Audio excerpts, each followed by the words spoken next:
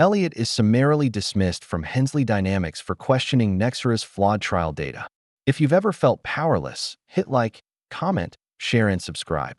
Elliot had arrived at the boardroom in his usual crisp shirt and tie, resolve stealing him for the conversation ahead. He believed the Phase 3 results on Nexara, Hensley's flagship treatment, had been manipulated to gloss over serious side effects. As the department head inspected him from behind an imposing mahogany table, Elliot laid out his findings: inconsistent patient counts, altered dosage logs, and unexplained adverse reactions. The lead executive's expression remained unreadable. After a long, measured silence, he pressed a sealed envelope toward Elliot. "We appreciate your diligence," the executive said evenly, "but all inquiries into this matter are closed." His tone allowed no rebuttal. Papers rustled as assistants gathered data binders and medical charts. The stale coffee scent in the air seemed to harden around Elliot's chest. Elliot swallowed before speaking. "This could harm patients. Don't we have a duty?" But the executive cut him off. "Your concerns are noted and dismissed. You're relieved of duty, effective immediately." Security quietly appeared at the doorway. Elliot watched, stunned, as they escorted him out. His work badge lay abandoned on the table. The heavy door closed behind him, and the faint click echoed louder than any accusation. Back in his modest Chicago apartment, Elliot set his keys on a chipped wooden tray by the door. He paused at the kitchen counter, where a neat stack of unopened envelopes bore urgent red stamps, medical invoices demanding payment within days. His daughter Lila's next treatment depended on those funds. That he crossed into the living area, where Lila's wheelchair rested beside her small desk. On the desktop lay her latest watercolor, a bright sunflower under a deep blue sky. Elliot picked up the painting, his fingers tracing the childlike strokes. He remembered the day she first learned to hold her brush, determination lighting her eyes despite her condition. Dropping onto the worn sofa, Elliot allowed himself one moment of vulnerability. The apartment's bare walls offered no comfort, only a reminder of every sacrifice he'd made since Lila's accident. He had taken extra shifts, skipped meals, and delayed rent just to keep her treatments on schedule. Now, without a paycheck, every choice felt like a gamble. He closed his eyes and envisioned the future. Hospital hallways, tense conversations with doctors, the constant fear that one missed session could stall her progress, or worse, reverse it. A single tear traced down his cheek. Determined not to let despair win, Elliot rose and moved to his small makeshift office in the corner. The desk was cluttered with spreadsheets, NIH trial reports, and personal notes. He scanned a graph showing projected care costs against his savings. The numbers weren't just figures. They were Lila's hope laid bare. His jaw clenched. He couldn't afford to let this injustice stand. If Nexara's faults remained hidden, more families would suffer the way his had. Elliot opened his laptop and drafted an email to Clara Marsh, the CEO's only daughter, rumored to harbor doubts about her father's leadership. If anyone might listen, it would be her. He paused at the address field, hesitated, then clicked send. A low hum of the city drifted through the open window as night settled in. Elliot stared at the blank screen, heart pounding with a mix of anger and resolve.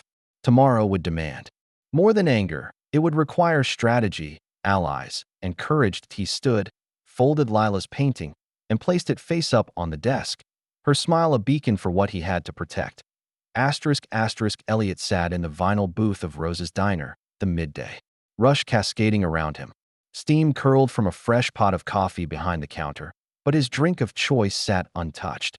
A green tea whose herbal scent felt oddly comforting. Across the table, Maya Torres leaned forward, elbows resting on a chipped formica surface, eyes sharp with purpose. "Victor Marsh has been covering up whistleblower reports for years," Maya said, voice low. She slid a manila folder across the table. Inside were photocopies of internal emails, redacted memos, and personnel evaluations showing employees who questioned trial protocols were quietly reassigned, or worse, silenced. Elliot flipped through the pages, heart hammering. These documents corroborated his own suspicions about Nexara's trial data. "How did you get these?" he asked. Maya hesitated, then tapped her temple. "A few of us use encrypted channels. I used to work in regulatory affairs. I saw irregularities, people disappearing from trial oversight when questions got too close to financial projections. He swallowed.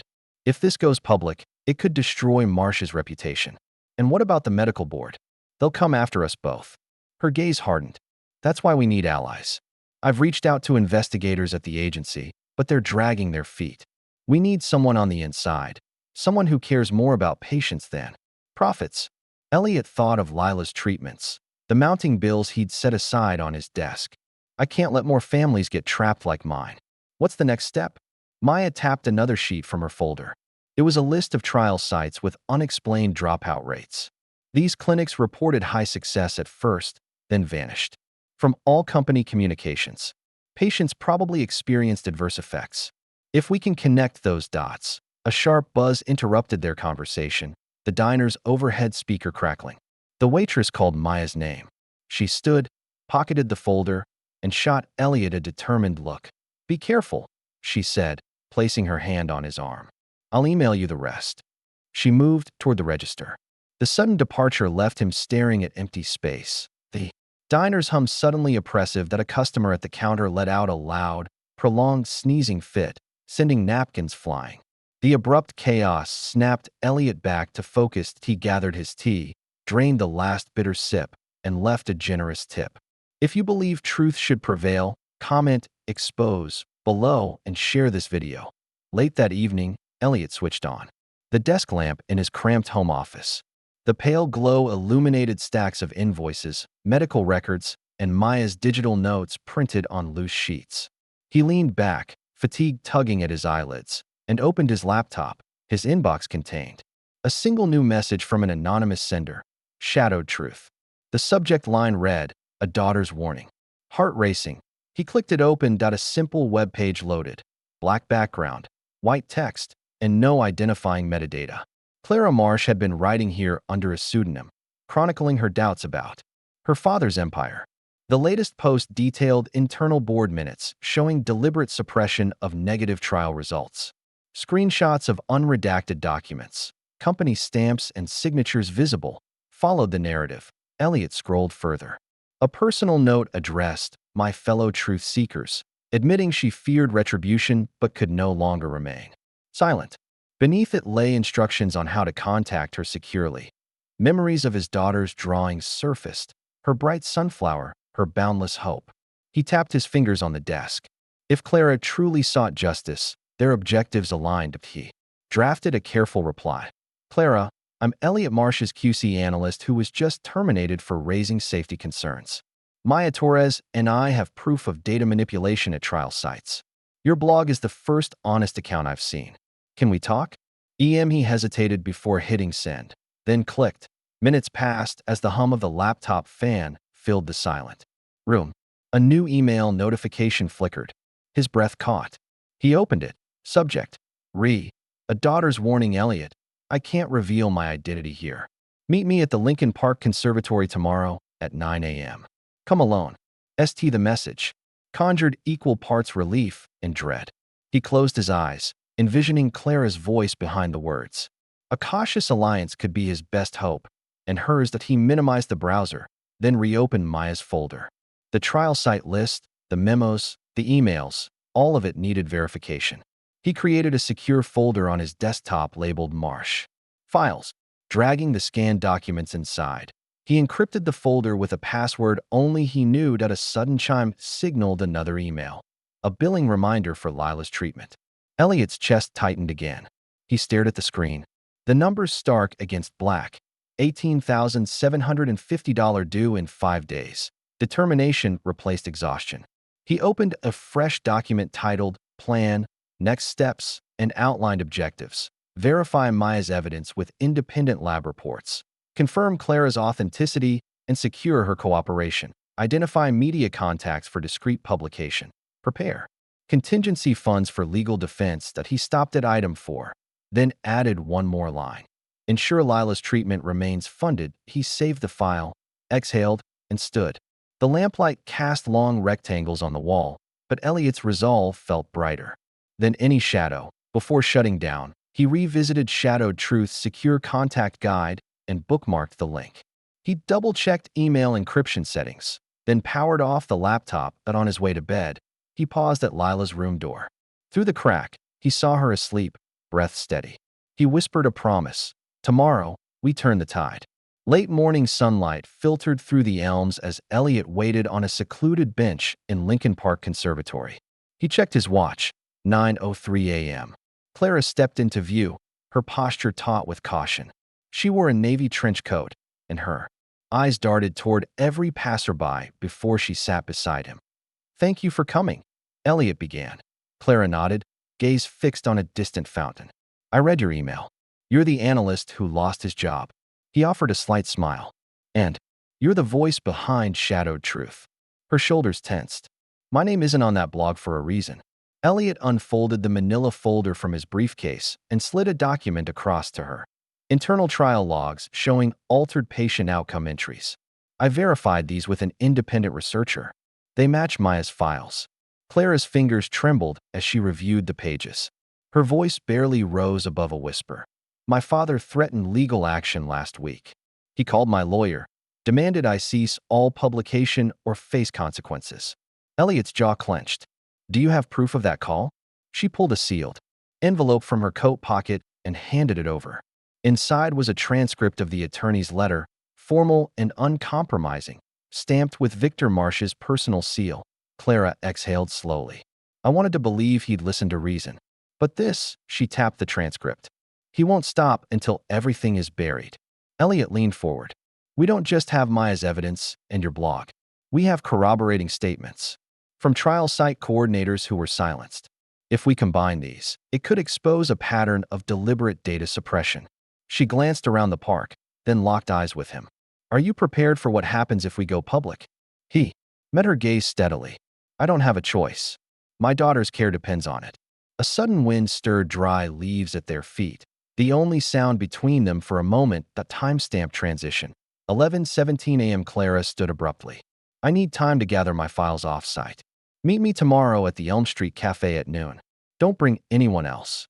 Before he could respond, she slipped away into the crowd, leaving Elliot alone on the bench, heart pounding with anticipation and dread. Back at his apartment that evening, Elliot's fatigue was replaced by urgency.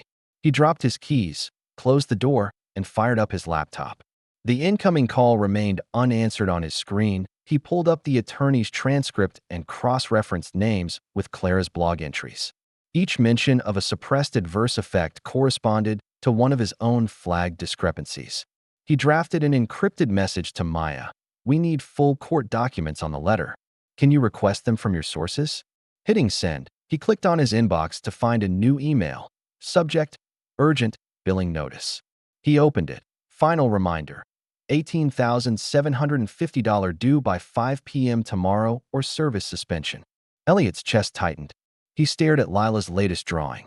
On the wall, a rainbow arching over two stick figures holding hands. Her smile in the sketch seemed simultaneously triumphant and vulnerable. He remembered the night she first rode her adapted bicycle, the breeze in her hair, her laughter echoing. Down the path, he forced himself to breathe, drawing on that memory for strength. He activated a secure video call and dialed Dr. Patel, Lila's neurologist. When the doctor's face appeared, hope and concern mingled in his expression. "Elliot, I saw the notice. They can't suspend therapy. She still needs weekly sessions." Elliot nodded, swallowing hard. "I'm doing everything I can. I'll have funds by Friday." Dr. Patel's lips thinned. "That's 4 days from now. If payment isn't received, we have to pause treatment. You know the risks." Elliot closed his eyes. "I know." He ended the call and steeled himself. The fight had to intensify. He opened his plan. Next steps, document, and added 2 items. Secure emergency loan against personal assets. Prepare a timeline for coordinated evidence release. That he paused, fingers hovering over the keyboard. Each keystroke felt heavier than the last. Exposing Victor Marsh could prompt swift retaliation, legal injunctions, intimidation tactics, or worse. But the alternative was letting Lila's progress slip away. His phone buzzed again. This time, a text from an unknown number. "Stop this now, or you'll regret it." VM Elliot stared at the message. Victor Marsh himself. No lawyer, no intermediary. A direct threat. A single bead of sweat formed at his temple.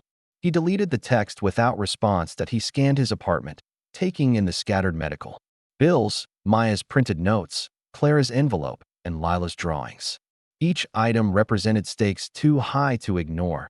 His reflection in the laptop screen met his eyes, resolute, unyielding. He opened a fresh email to Clara. Victor reached out, direct threat. I'm moving forward. Let me know where to meet tomorrow. Hayes clicked send and powered down the laptop. The room fell silent except for the distant hum of city traffic. Elliot moved to Lila's room, kneeling beside her bed. He smoothed the covers and whispered, I won't let them take your future away. As he turned off the light, his resolve hardened. Dawn would bring confrontation, and with it, the chance to tilt the balance in their favor. Clara's penthouse suite overlooked the city skyline, its minimalist decor bathed in dusk's deep blue. Elliot settled at the glass-topped desk beside her, the single lamp casting a steady glow on his hands and the laptop's black keyboard. Maya crouched beside a server rack concealed behind a sliding panel in the corner. Clara's fingers danced over the keys as she accessed her father's private network.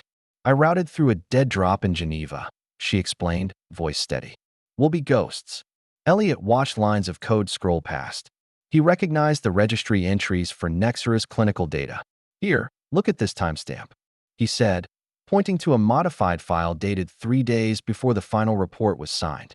The entry showed raw lab notes omitted from the published summary. Maya plugged in a flash drive. We need everything.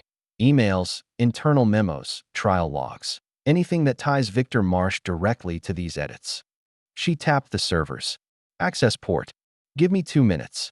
Just then, the entire suite plunged into darkness. The backup generator hummed to life with a sharp click.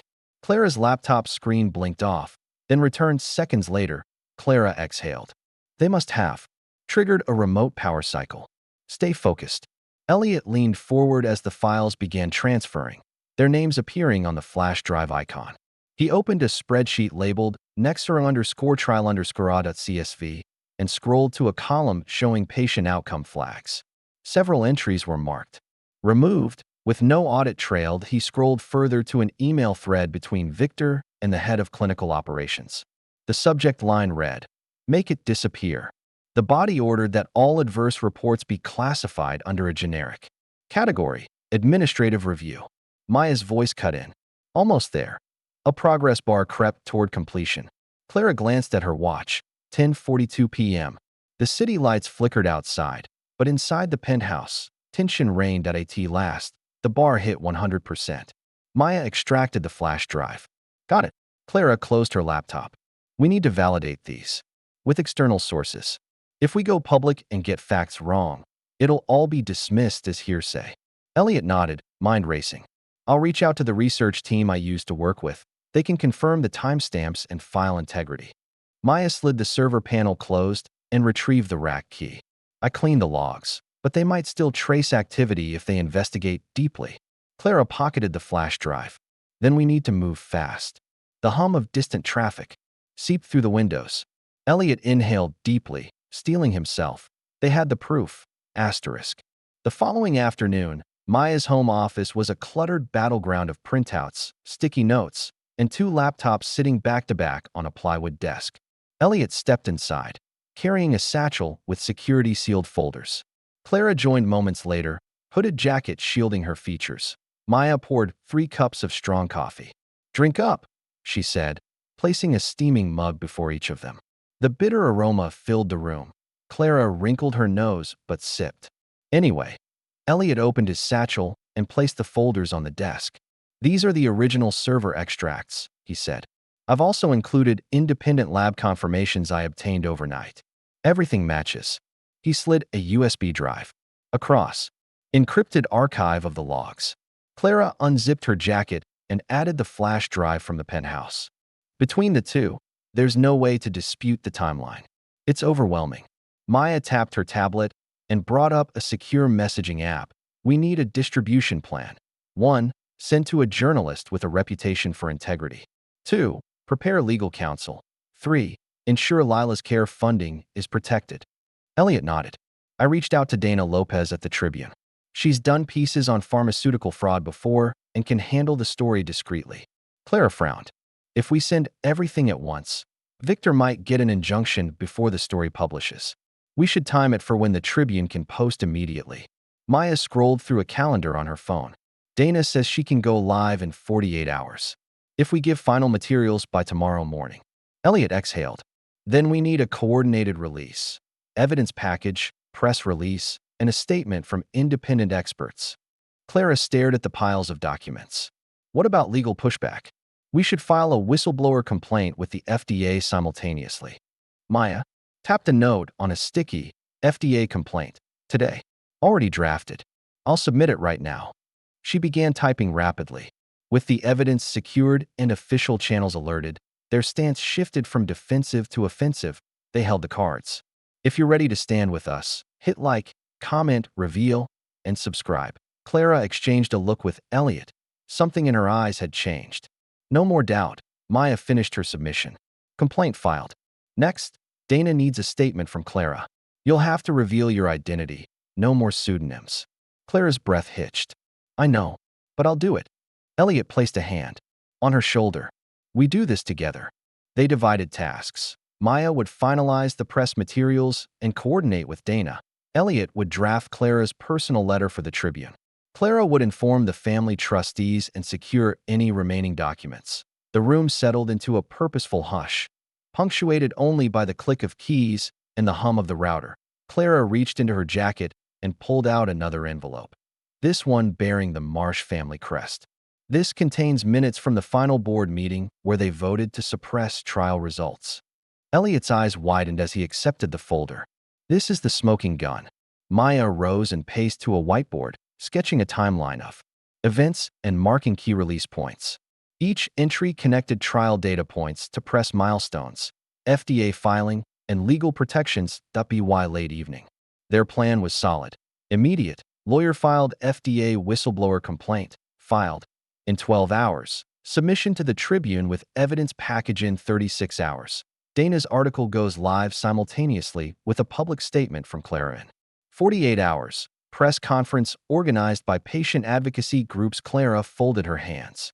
If all goes well, we protect Lila's treatment funds and bring Marsh's empire to its knees. Elliot caught her gaze. And we show the world that one father's fight can save countless lives. Maya nodded. Now let's get some rest. Tomorrow, everything changes. Rachel Lopez sat before the camera, her expression resolute as the studio lights flared. The logo of the Tribune blinked in the corner of the screen. Good evening, she began. Tonight we bring you evidence that could alter the landscape of pharmaceutical oversight. The segment opened with footage of Elliot and Maya handing over files, intercut with Clara Marsh's voice, reading excerpts from Victor Marsh's internal emails. The anchor's tone sharpened as she detailed how Nexara's trial data had been altered to disguise adverse effects. Viewers saw scanned documents, redacted memos, and timestamp logs that aligned perfectly with their claims. Cut to a clip of Maya explaining the whistleblower complaint filed with the FDA. Her calm delivery contrasted with the gravity of the allegations. Rachel then interviewed an independent toxicologist who confirmed that the suppressed data would have triggered mandatory safety reviews and possibly prevented patient harm. The story concluded with Clara's on-camera statement. I love my father, but I cannot stand by when innocent people are at risk. This ends now. Her eyes, usually guarded, shone with conviction as the broadcast ended. Social media feeds ignited. Hashtags like hashtag Justice for Patients and hashtag Expose Marsh trended nationally. Calls poured into regulatory agencies demanding swift action. By midnight. Press reports confirmed that the Marsh family board had convened an emergency meeting. Victor Marsh released a written resignation, citing irreparable damage to his ability to lead. A spokesperson announced a confidential settlement with the lead plaintiffs, including provisions guaranteeing Lila's ongoing care. Elliot watched the news on his laptop, relief and exhaustion mingling in his chest. The settlement letter lay open beside him, a lump sum fund dedicated solely to Lila's treatments. With legal safeguards preventing any future interruptions, he leaned back on his sofa, closing his eyes. Months of fear, late-night strategizing, and personal sacrifices had led to this moment. He thought of every doctor's appointment he had navigated alone, every sleepless night worrying about the next bill, and every instance he contemplated giving up, only to see Lila's drawings reminding him why he fought on. A soft chime from his phone interrupted him. A message from Dr. Patel confirming Lila's treatment schedule would resume uninterrupted. Elliot allowed himself a brief smile, one of genuine relief rather than forced optimism, as he stood and walked to the window. Chicago's lights sparkled against the dark river. Somewhere in this city, Clara slept knowing she had done the right thing, and Maya prepared to move to the next whistleblower case. Together, they had shifted the balance of power. The following afternoon, a crowd gathered at Lakefront Park, signs raised high. Patience over profits, hold pharma accountable, and stand with Marsh. A temporary stage had been erected beneath a canopy of oak branches. Golden sunlight filtered through new leaves, casting dappled patterns on the assembled families and activists. Elliot arrived hand in hand with Lila, her wheelchair now adorned with a single sunflower, her favorite bloom. He wore a crisp shirt, sleeves rolled up, his tie neatly knotted. Maya stood beside him, clipboard in hand, coordinating final details. As the rally commenced, patient advocates shared stories of lives disrupted by aggressive drug approvals. Each voice added weight to the movement. Then Rachel Lopez took the stage to introduce Clara. The media tents clicked into focus as cameras rolled. Clara approached the podium, momentarily pausing to look out over the crowd. She drew a steadying breath beneath the bright sky. Today is proof that a few determined people can prevail against the most entrenched interests, she began, voice clear and unwavering. She recounted her journey from sheltered heir to reluctant whistleblower. She spoke of the moment she read her own father's direct orders and realized loyalty to family could not override loyalty to human life. Her words resonated through the park, drawing nods and tears from onlookers. Elliot felt Lila's small hand tighten around his. He knelt beside her, offering a proud smile. Her eyes, bright and curious, reflected trust in a world he had fought to make safer for her. Clara concluded with a promise. This is not the end. We will continue to demand transparency and accountability. To every family harmed by concealed truths, this victory is yours. As she stepped back, the crowd erupted into applause. Maya joined Elliot and Lila, and Clara embraced them both. In that moment, alliances forged in secrecy stood exposed in daylight, stronger and unbreakable. That a local news crew asked Elliot for a comment. He stood, Lila's sunflower brushing against his sleeve, and said simply, "We did this together. Love and truth can overcome power." He released Lila's hand and hoisted her wheelchair so they could roll toward the lakefront path. The sun glittered on the water. In the distance, sailboats drifted lazily. A tableau of calm restored after a storm. As the rally dispersed, Elliot and Maya packed up banners and pamphlets, knowing the fight for reform would continue in courtrooms and legislatures. But for now, the atmosphere was one of celebration. Families reunited with hope, survivors sharing hugs, and advocates charting the next moves.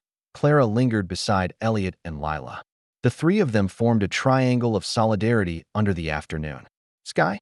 She reached out and placed a hand on Elliot's shoulder. "Thank you," she said, voice thick with emotion. Elliot nodded, glancing at Lila's smile. "Thank you for choosing courage over comfort." Lila waved at the departing crowd, her face alight with joy.